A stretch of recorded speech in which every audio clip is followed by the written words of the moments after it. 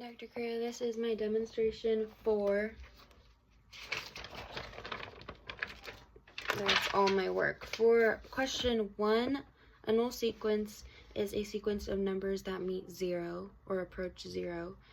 An example of this is a base n equals 1 over 2 to the n. As n increases, the output gets closer and closer to 0. So, as if n equals 1, a equals 1 over 2 or 0.5. If n equals 2, a equals 1 over 4 or 0.25. So as n increases, a becomes smaller and smaller and doesn't intersect 0, but it approaches it. For number 2, limit a approaching 0 of sine of a over a equals 1, because cosine of a becomes 1 and a equals 1, so 1 over 1 is 1. Limit of a approaching 0 of 1 minus cosine of a over a equals 0, because 1 minus cosine of a equals sine of a, and if a equals 1, sine of a over 1 becomes closer to 0, or is 0. Limit a approaching 0 of tan of a over a equals 1, because tan is equivalent to sine a over cosine a, and if the equation is rewritten to sine a over a times 1 over cosine a, we get the limit of each and we get 1. For 2b,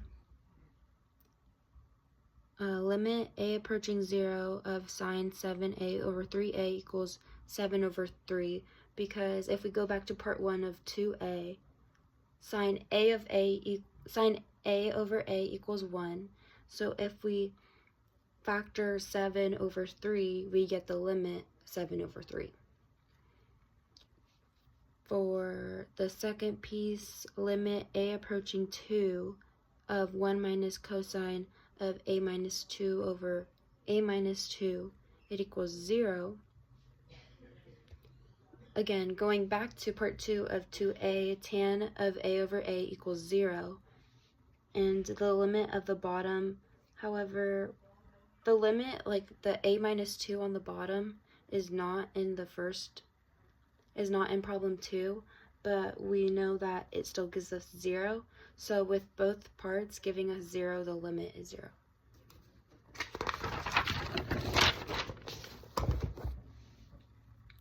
For limit of a approaching 0 of tan of 6a over 9a, we get 2 over 3, because going back to part 3 of 2a, tan a over a gives us 1.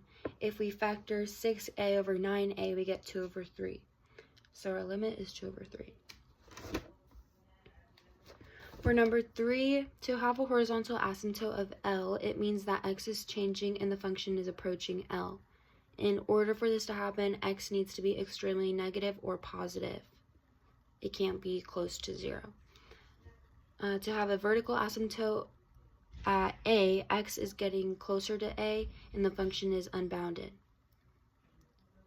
For 3b, f of x equals the piecewise function. For log base 2 of x plus 1, there's no vertical asymptote because the function is undefined and there's no horizontal asymptote. For x over x plus 5 times x plus 3, it's undefined at x equals -5 and -3. So there's no vertical asymptote, but there is a horizontal asymptote at 0. For 1 over 2 to the x plus 3, there is a horizontal asymptote at 3, but there is no vertical asymptote. For question 4, the limit laws. For sums, products, quotients, respectively, are limit x approaching a of f of x plus g of x, limit x approaching a of f of x times g of x, limit x approaching a of f of x over g of x. An example for the sum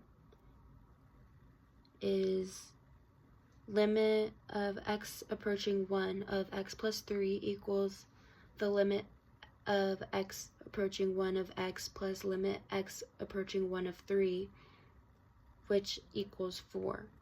An example for product is limit x approaching 4 of x times 5 equals limit approaching 4 of x, wait, let me start over for that one. The limit x approaching 4 of x times 5 equals limit x approaching 4 of x times limit x approaching 4 of 5, and that equals 20. For an example of quotients, an example for quotients is limit x approaching 3 of x plus 4 over x equals the limit of x approaching 3 of x plus 4 over limit of x approaching 3 of x, and that equals 7 over 3.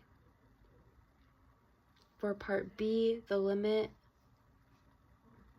in which the quotient limit law cannot be applied initially until additional rewriting is done is limit x approaching 0 of sine x over x equals 1.